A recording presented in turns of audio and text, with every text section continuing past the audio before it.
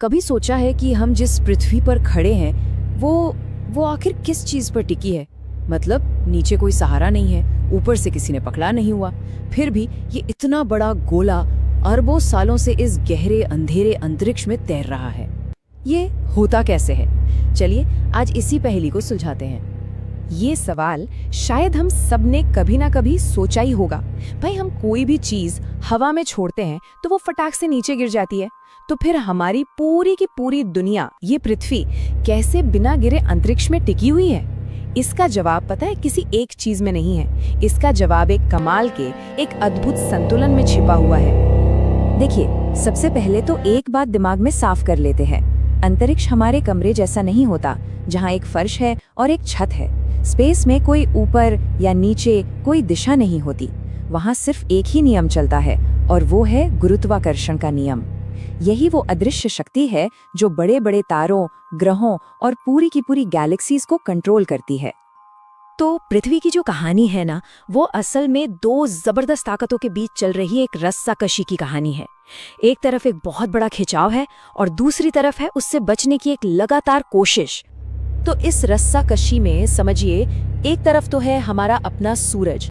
इसका वजन, मतलब इसका मास, इतना ज्यादा है कि इसकी गुरुत्वाकर्षण शक्ति हमारे पूरे सोलर सिस्टम को एक साथ बांध कर रखती है। ये एक ऐसी अदृश्य रस्सी की तरह है जो पृथ्वी को लगातार अपनी ओर खींच रही है, हर पल, हर एक सेकंड। अब जाहिर है मन में ये सवाल आता है कि अगर सूरज पृथ्वी को इतनी जोर से खींच रहा है तो हम सीधे जाकर उसमें गिर क्यों नहीं जाते? इसका मतलब तो यही हुआ ना कि रस्साकशी में दूसरी तरफ भी कोई ताकत है जो इसका मुकाबला कर रही है। तो वो ताकत क्या है? और वो दूसरी ताकत है पृथ्वी की अपनी स्पीड। हमारी पृथ्वी स्थिर नहीं है। ये लगभग 1,00,000 किलोमीटर प्रति घंटे की जबरदस्त रफ्तार से अंतरिक्ष में आगे बढ़ रही है। जरा सोचकर देखिए, ये बैलेंस कितना कमाल का है। सूरज का गुरुत्वाकर्षण पृथ्वी को अपनी तरफ खींचता है, लेकिन पृथ्वी की जो ये तेज रफ्तार है वो उसे हमेशा आगे की तरफ धकेलती है। मतलब अगर ये स्पीड न होती तो पृथ्वी कब की सूरज में समा गई होती, और अगर सूरज का गुरुत्वाकर्षण न होता तो पृथ्वी एक सीधी लाइन में चलते चलते इस गहरे अंतरिक्ष में कहीं खो गई होती। अब पृथ्वी की ये जो गति है ना, ये भी दो तरह की है। एक तो है घूर्णन, मतलब अपनी ही जगह पर घूमना, जिससे हमारे दिन और रात होते हैं। और दूसरी, जो इस चर्चा के लिए ज्यादा जरूरी है, वो है परिक्रमण, यानी सूरज के चारों ओर एक बहुत बड़े अंडाकार रास्ते पर चक्कर लगाना।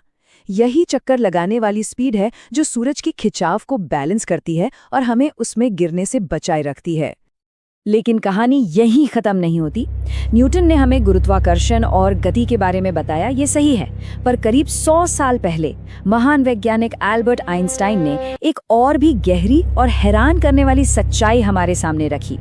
उन्होंने अपनी जनरल थ्योरी ऑफ रिलेटिविटी से ग्रेविटी को देखने का, मतलब पूरा का पूरा नजरिया ही बदल कर रख दिया। आइंस्टीन ने कहा कि अंतरिक्ष खाली नहीं है, ये एक अदृश्य लचीले कपड़े जैसा है, जिसे उन्होंने नाम दिया स्पेस टाइम।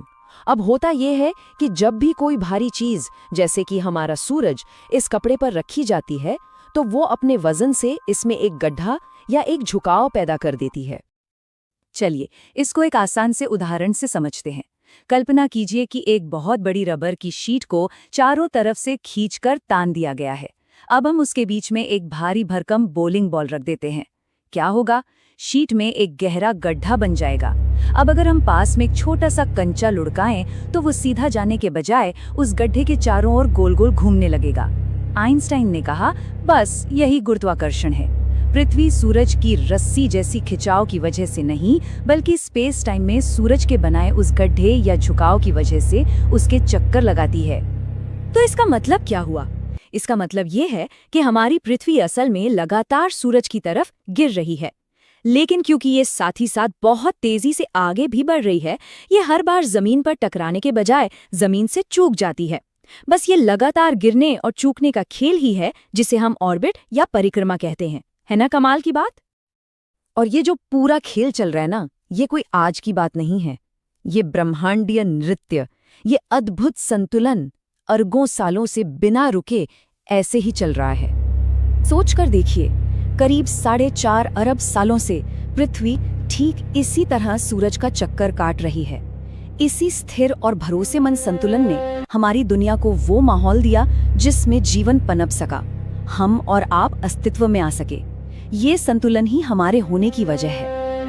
तो जो सवाल हमने शुरू में पूछा था, उसका आखिरी जवाब ये है, पृथ्वी किसी ठोस चीज पर नहीं टिकी है।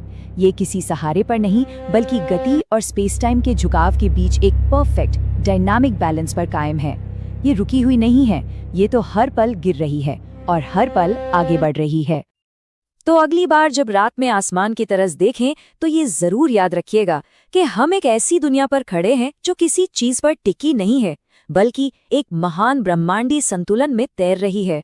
और ये सोचना सच में हैरान करता है कि अगर हमारा पूरा वजूद ही इतने नाजुक संतुलन पर टिका है, तो इस ब्रह्मांड में और न जाने कौन कौन सी अदृश्य ताकतें होंगी जो हर चीज को आकार दे रही हैं।